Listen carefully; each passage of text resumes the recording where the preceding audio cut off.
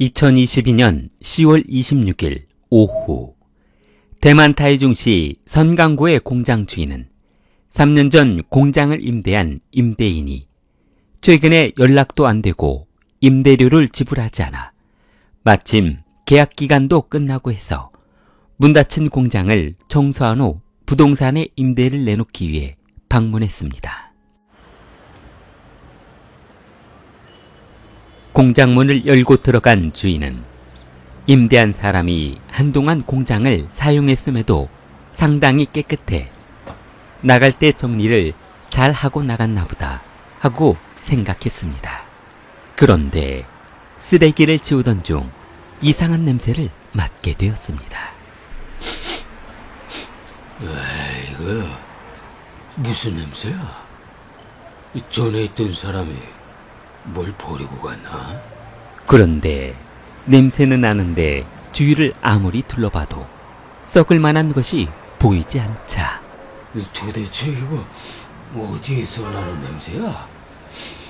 버리려면 그냥 보이는 데다 버리고 가면 서로 좋잖아.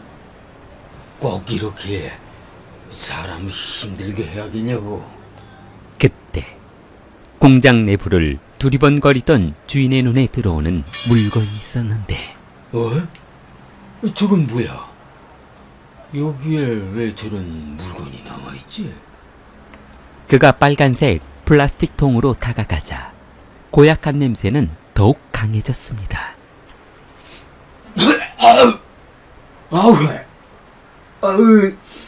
여기서 나는 냄새였구만. 아니 그런데 이거 시멘트 덩어리에서 어떻게 이런 냄새가 나지? 주인은 통을 뒤집어 보며 이거 이거 도대체 뭘 집어넣은 거야? 내가 전동드레를 어디에다 뒀더라? 잠시 후 주인은 집에서 전동 드릴을 가져와 시멘트 안에 있는 물건이 무엇인지 깨보기로 했습니다. 아이고 이게 뭐라?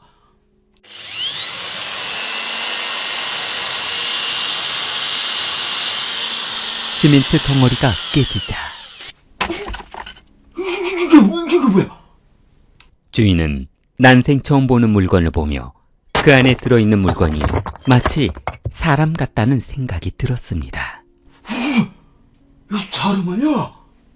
주인은 곧바로 경찰에 신고했고 현장을 조사하던 경찰은 통 안에 들어있던 사람이 올해 45세 후반인 첸이라는 남성이라는 것을 알아냈습니다. 그는 결혼해 아내와 딸이 하나 있는 유부남이었습니다. 경찰은 공장 주인에게 마지막으로 공장을 임대한 사람이 누구인지 물어봤습니다. 어디 보자. 최근에 공장을 임대한 적은 없으시고요. 한 3년 전인가. 공장이라고 해봐야 창고 수준밖에 안 되니까 그때 마지막으로 임대해주고 조용하길래 잘 사용하고 있나 보다 생각하고 있었죠. 그럼 임대하신 분 인상착의 하고 연락처를 좀 알 수 있을까요? 알려드리다 마다요. 그게 아마 3년 전 7월인가 8월인가 그랬을 거예요. 젊은 아가씨가 공장 임대를 하고 싶다고 혼자 찾아왔더라고요. 그래서 젊은 아가씨가 사업도 하고 대단하다 하고 생각을 했죠. 경찰이 임대했던 사람에 대해 묻자 주인은 3년 전인 2019년 7월에 30대로 보이는 한 여성이 공장을 임대했다며 계약서에 서명한 서류를 보여주었습니다. 그녀의 이름은 최선화였습니다. 경찰은 서류를 들고 선화를 찾아갔는데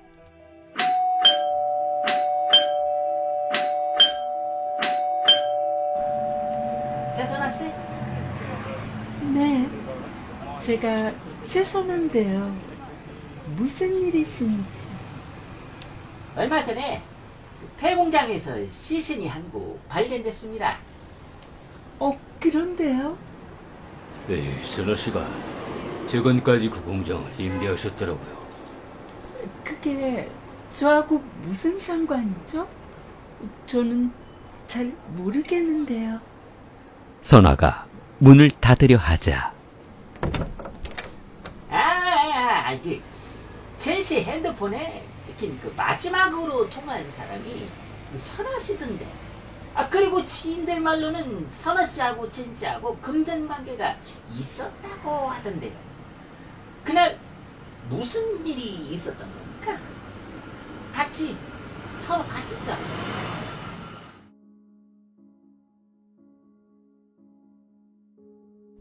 (2013년) 여름 어느 날 자꾸 귀찮게. 왜 그러는 건데? 우리 관계는 그때 다 끝난 걸로 알고 있는데. 아이씨, 사계. 그때 일 때문에 아직도 서운해서 그러는 거야? 내가 잘못했다고 말했잖아. 제니 선화의 손목을 잡자 선화가 그의 손을 뿌리치며 이거 놔. 이 쓰레기 같은 놈아. 이 사람을 그렇게 때려놓고 미안하다는 말이 나오니? 그날 너한테 맞고 얼굴 골절에 갈비뼈가 부러져서 병원에 입원했었다고. 그런데 너는 나 입원해 있는 동안 한 번이라도 찾아온 적 있니? 그때는 회사 일 때문에 어쩔 수 없었다고. 쓸데없는 소리 하지 말고 꺼져. 더 이상 보고 싶지 않다고. 그러니까 그때 빌려간 돈만 제때 갚았어도 이런 일은 없었을 거 아니야. 나도 그 돈 빌려서 너한테 준 거란 말이야. 사람들한테 시달리느라 얼마나 힘들었는지 아냐고. 내가 두 번 다시는 그러지 않을게. 한 번만 용서해주라. 내가 앞으로 절대 너를 때리는 일은 없을 거야. 만약에 내가 너를 때리면 그때 경찰에 신고하면 되잖아. 어때? 2년 전 남자친구의 구타로 헤어진 선화는 2013년 남자친구와 화해하며 다시 만나 동거하게 되었습니다. 첸과 선영의 만남은 그녀가 술집 도우미로 일하고 있던 시절에 손님과 도우미로 만나 잠자리를 같이 하면서 사랑이 싹트게 되었는데 매일 사채업자에게 빚으로 시달리던 그녀는 돈 문제를 해결하기 위해 첸에게 수차례 돈을 빌려 문제를 해결하곤 했습니다. 그녀는 어린 나이에 남자친구를 만나 아이 둘을 낳고 살다가 이혼하는 바람에 혼자가 되어 술집 도우미로 일하며 생계를 유지하고 있었습니다. 2017년 4월 어느 날 선영의 귀가가 매번 늦어지고 들어올 때마다 술을 마셔 속이 상했던 첸은 너 요즘에 왜 그렇게 술만 마시고 들어오는 거냐? 설마 너 그 술집에서 도우미 뛰는 건 아니지? 그게 왜? 나는 남자 좀 만나고 다니면 안 돼? 그걸 말이라고 하는 거야? 나는 너 때문에 처자식 부리고 동거를 하고 있는데 이놈 만났다 저놈 만났다 아주 난장판이구만. 너 엊그제 빌려간 돈은 어떻게 했어? 그놈들하고 진탕 놀고 온 거야? 진짜 찌질하게 왜 그래? 임대 아파트 월세도 내야 하는데 그때 빌려간 돈은 어떻게 할 거야? 계속 그렇게 흥청망청 쓰고 다닐 거냐고! 나도 사채 빌려서 그 돈 갚아야 한단 말이야. 그동안 네가 빌려간 돈이 얼마인 줄 알아? 자그마치 157만이 아니라고. 쟤는 안방으로 들어가 서류를 들고 나오며 자, 이거 봐. 이거 보라고! 그동안 네가 사인했던 차용증부라고. 이거 안 갚으면 사채업자들한테 나 죽는단 말이야. 아, 정말 짜증나게 왜 그러는데. 갚으면 될 거 아니야.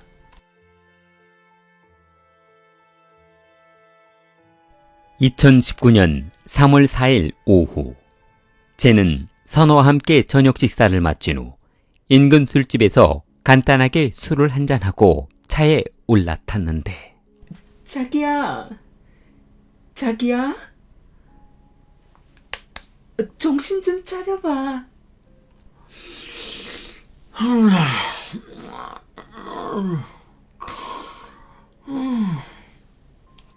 아, 이거 왜 이렇게 무거워? 수변제를 너무 넣었나? 야, 일어나 보라고. 내 발로 모텔까지는 걸어서 가야 할 거 아니야. 선화는 젠을 승용차 뒷좌석에 재운 채 다이중시 서구 7번가 모텔로 데려갔습니다. 아저씨, 방 하나만 주세요. 웨이구야, 이 남자친구가 아주 떡이 됐네. 아이, 그런 상태로 가능하겠어? 뭐라는 거야, 짜증나게. 순간 모텔 사장은 보통 여성이 아니라는 것을 알고, 아이고야, 죄송합니다. 아이, 제가 사람을 잘못 본 것 같습니다. 그날 밤 젠을 부축하며 방 안으로 들어간 선화는 미리 준비해둔 둔기로 젠을 살해한 후 새벽 4시에 사람 활동이 적은 틈을 타 시체를 끌고 젠의 차 트렁크에 싣고 출발했습니다. 3월 13일 오후, 선화는 돌연 타이주 부동산 사무실을 찾아갔는데, 안녕하세요. 아이고만이나, 어서오세요. 저 혹시 조그만 공장 같은 거 나온 게 있을까요? 아유, 이 젊은 아가씨가 공장은 왜요? 사업하시려나? 네, 제가 조그만 제조업을 시작해보려고요. 저기 안 쓰는 공장이 하나 있기는 한데 얼마나 쓰시려고? 1년요. 공장 운영한다는데 그렇게 짧게? 매달 월세로 지급할 수 있는 곳이면 좋겠어요. 3월 13일, 선화는 월 180만 원의 1년 계약으로 공장을 임대했습니다. 임대 계약을 마친 며칠 뒤인 3월 16일, 선화는 인근 철물점으로 들어갔습니다. 어서 오세요. 뭘 드릴까? 시멘트 4포대 하고요. 시멘트 섞는 플라스틱 통, 그리고 장갑이랑 테이프, 비닐, 칼, 삽 좀 주세요. 이 여자분이 이런 걸 가지고 뭐 하시려고 그러시나? 관 짜려고요. 사람 묻는 관? 농담이에요. 농담. 어이구야, 깜짝 놀랐네. 그렇지? 농담이지? 물건은 사거리 지나서 문 닫은 공장 있죠? 거기에다 갖다 주시면 돼요. 철물점 사장이 물건을 모두 납품하자 선화는 남자친구에게 전화해 젠을 시멘트 드럼통에 묻는 것을 도와달라고 했습니다. 그러자 연락을 받은 친구는 폐 공장으로 달려왔고 선화를 도와 드럼통에 시멘트를 부은 후 젠을 살해해 그 안에 집어넣어 버렸습니다. 선화는 젠의 핸드폰을 집어들며, 딸년한테 아빠가 빚쟁이들한테 시달려서 해외로 도망간다고 문자나 보내놔야겠다. 그래야 한동안 안 찾을 거 아니야? 제네 딸에게 문자를 보낸 선아는 곧바로 전화번호를 검색했는데 여동생 전화번호가 몇 번이더라? 그 있잖아. 오빠가 루이한테 차용증 맡겨놨다고 하던데 혹시 차용증 가지고 있나 해서. 네, 제가 가지고 있는데요. 그거 좀 가지고 와야겠어. 사채업자가 돈을 다 갚았는데 다시 돈을 갚으라지 뭐야. 선아는 그렇게 여동생을 속여 오빠가 복원하고 있으라던 선아의 차용증을 손에 쥔 후 불태워버렸습니다. 그것으로 모든 빚이 없어진 선아는 어느 누구에게도 시달리지 않게 되었습니다. 사채업자가 첸에게 돈을 빌려주었지 자신에게 빌려준 것은 아니었기 때문에 더 이상 빚을 갚을 필요가 없게 되었습니다. 경찰은 그녀의 마지막 통화 기록을 조사하던 중 3월 4일 밤 첸에게 전화한 기록이 남아있는 것을 알아냈고 그녀가 비틀거리는 남성을 부축해 모텔로 들어가는 영상을 증거로 보여주었습니다. 모텔 근처에도 가지 않았다고 진술했던 그녀는 검찰이 제출한 휴대폰 기지국 위치와 라인 통신사 어플을 이용해 모텔을 예약한 기록을 증거로 제시했습니다. 그리고 경찰이 핸드폰 회사의 위치 추적을 요청해 받은 결과에 따르면 그녀는 까이어 핸드폰 기지국 옆 여관에 들어가 한동안 이동 없이 멈춰 있는 기록이 남아 있었습니다. 검찰은 그녀가 첸을 살해한 직접적인 동기가 재무 관계에서 비롯되었으며 이전부터 남자친구와 금전적인 문제로 자주 싸워 항상 스트레스로 남아 있었다고 했습니다. 그녀는 첸이 금전 문제로 짜증이 날 때면 사채업자들이 자신과 남자친구를 살해할 것이라고 협박했던 터라 그 압박감에 잠을 못 이룬 적이 한두 번이 아니었다고 했습니다.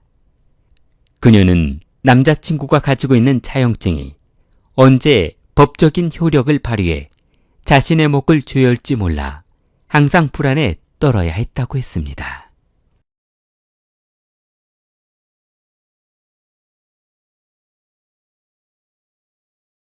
선화가 검거되고 타이종시 법원은 그녀에게 살인 혐의를 적용해 징역 18년, 통신장비 횡령 혐의 3년, 사문서 위조 징역 2년, 지체유기 혐의 등으로 징역 27년 6개월을 선고했습니다.